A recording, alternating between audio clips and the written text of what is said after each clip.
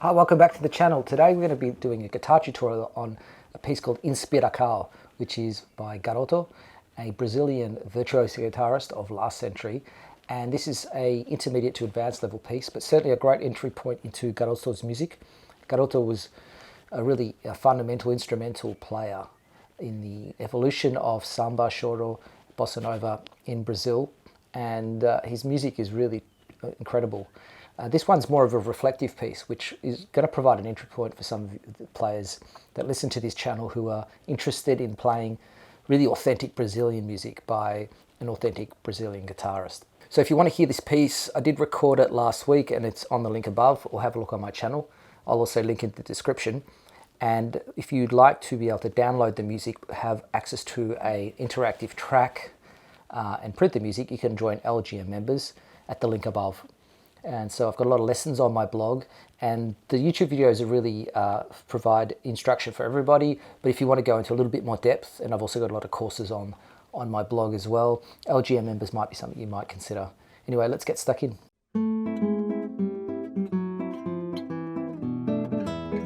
Okay, so let's pick it up from the start. We're basically playing a melody followed by some arpeggios, so it's a very chord-based piece. We start with the melody starting at the top, and this is actually the way we're going to finish the song as well. Okay, so we're going to play 4-3, this is in second position, and then we're going to finish off the chord, we're going to complete the chord. Okay, so a little bit of a stretch straight away. This is kind of an A major 7 chord in second position. So really bring out the melody.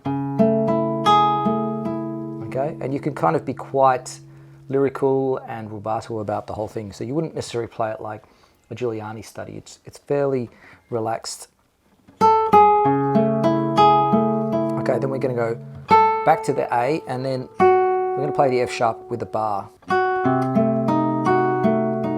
And this is a C diminished chord. Back to the A. This time we're playing a B minor 6 kind of chord. Now down to F sharp with the third finger. This is an E7 chord with an added 9. Okay, keep going. We go G, A chord, F sharp. So we play the F sharp with the 3 and the D with the 4. So that's a G minor 6. Notice the pattern's constant and fairly much consistent. We'll be playing usually A, P, I, M, A, P, I, M, right, like that. Then we have E, which you could play open. I like to slide to the 5. And then we have a, can you guess what this chord is? It's a, what is it? Well, I'm sort of seeing it as a B7 chord in second position. So kind of a B7 in second position. And then we resolve on the E. Okay, that kind of forms the intro, the start. Now the melody is going to move to, okay, then the melody continues on the 3rd string. Little trill, like this. Then we're playing the B followed by, this is an E chord in first position. Keep the melody going like that. But essentially we're moving the harmony up, and then keep going. Okay, then we've got again a kind of an E7 type chord with a B bass. This is again an A chord in second position. Just moving that melody up, it kind of gives it a little bit of a sharp 5 feel. So we're going, okay, sharp 5. Then we're going to go to a D chord here, just a straight D chord in 5th position.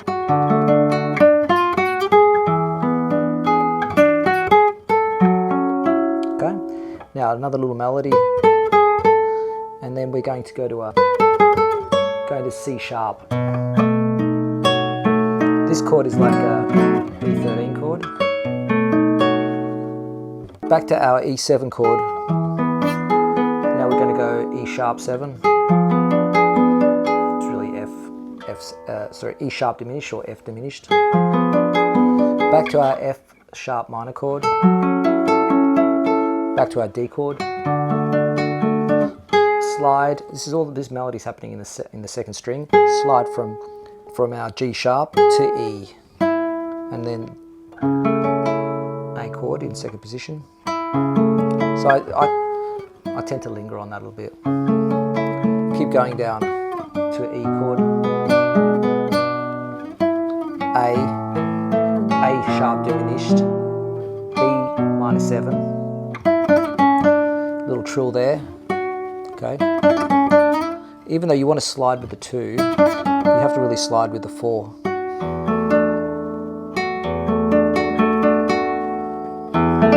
This is a suspended chord. And then back to our E7. And that kind of completes the round. It's one of those pieces that seems to sort of continue to go forward and without an ending. And we've kind of come to a bit of a resolution. And now we're going to repeat the start.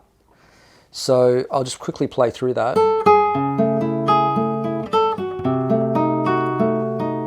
C diminished. B minor 6. E7. A. G minor 6. Here we go. B7. Now we're just moving down to an F7. And this is going to help us change tonality. So what Garoto does is now go to a D minor. So we were in A, and now we're in D minor. So it's a bit of a strange shift, but it works. Okay, so we're going to play the melody going up to B flat to A. So same kind of pattern, but we're up in the D range. So these chords are really similar. In this case, it's a C sharp diminished. Now we're going to go, this is C minor 6. Now it changes. We're going to go, now this is a bit of an unusual chord. It's a B7 sharp 5, but it's a bit of an unusual move there because it kind of almost sounds wrong, but you just got to go with the harmony. A little bit unexpected, let's just say. Now even more unexpected. So we got a B flat, changing harmony straight on this third beat. Then we're going to go, so I just pivot that bar, so I don't move my finger like that, I just pivot it. Then we're going to go G, E flat with an A flat, all right? This is the part that usually loses a lot of people because it's quite tricky. So we're going,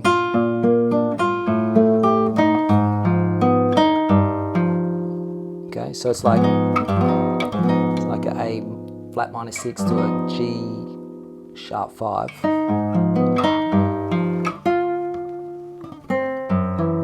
So we're going, and then C note, which this is a F sharp 7 sharp 11. And then we're going to go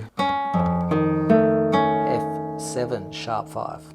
And then so we sort of end up in this chord, and we want to go back basically to the start. So what Garoto does is just play an E7 chord, which is our dominant, back to A. So it's a bit of an unusual turnaround. Now we go back to our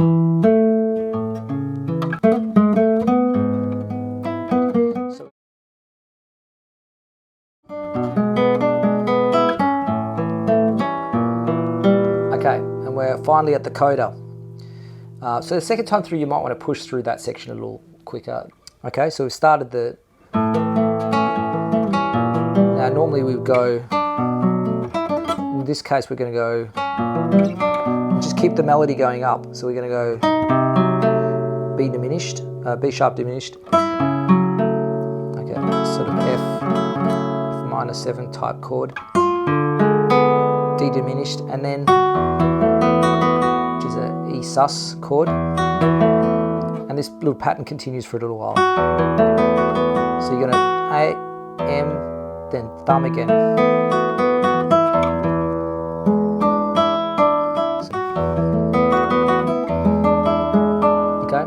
you've got the melody returning. Da, da, but this time, like that. A major 7 here. So the fingering is, these two have to be accented now. And then again, now we have a scale. And up to that point, it's more or less an A major scale. And then from the B onwards, we just do a chromatic pattern. And then the A and then G, but we're going to have to go and then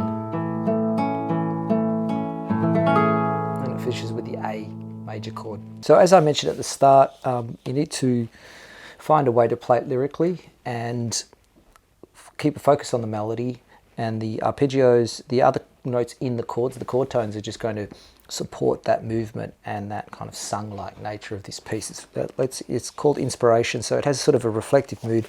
It also says prelude, so it might be the piece preceding another piece or something to play early on in the set. I actually played it for the first time the other night at Paris Cat, and it was really well received, and it really draws people in. It's a really beautifully crafted piece. It sort of reminds me a little bit of Barrios and Bach in the way that he weaves that melody with a really interesting harmony. So as I was saying, there's a lot of interesting chords there which sort of go into the realm of jazz, Latin jazz, and then obviously Brazilian music, very evocative, and there's a beautiful melody. Definitely interested in getting to know Garoto's music even more, and we'll hopefully share a bit more on the channel. Let me know if you'd like to hear more of Garoto. And I think the Brazilian music is, especially when it comes to the Latin guitar and the classical guitar, it's definitely one of the more important countries in the development of that. So hopefully I'll see you over LGM members. Head over to the blog and we'll have some more discussion over there. Otherwise, see you next week for the next video. That's all from me. See you guys.